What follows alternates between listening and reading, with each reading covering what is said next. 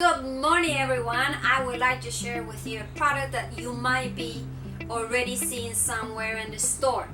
If you have a cappuccino machine, as well I have a cappuccino machine. This morning I put on the side, so that's why I really want to show you this, how it does work. Because sometimes we have something that we don't know how it works and we just put it on the side and say, oh, this doesn't work. Well, the idea for this, the principle of this handheld frother machine is like you have to keep it in the middle, create like a storm. But if you put it too low, the density of the milk will get thicker. But if you put it up, it will create more bubble. So that means steadily you need to keep it in the center of your cup. So let's begin with the water and let me show you the twister that this machine will create, and it's so much faster to make your cup of coffee in the morning with a nice smooth froth milk. Look at that.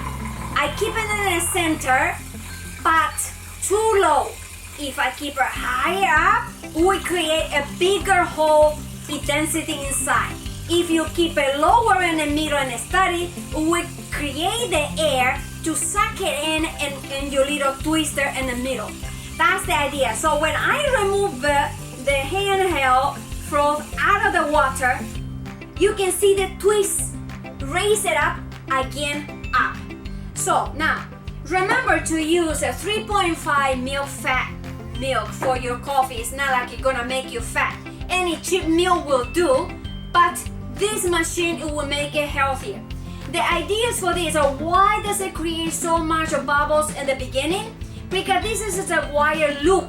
But if you keep it in the center and lower down, it will create this smooth silver gloss froth. Here we go. Let's do it with the milk. So less than 45 to 1 minute, it will create your nice smooth froth. The thicker the foam will get, the shallower we get your milk in the middle, because it sucks it in the milk, the air, it sucks it in the hole, just like the tornado, suck it you in. Now it's getting heavier and heavier. According to the different amounts of foam, when you insert higher and lower, it will create different texture of your foam. So now, if you put it in the cup that is not big enough for your milk, it will overflat it. Now it's get heavier and heavier and heavier. The beginning is so flat, it's just a liquid. But if you keep it there in the center, it creates a tornado, like a twister, like a big storm coming in your cup. And it's fun because it's easy to clean up. Cappuccino, done.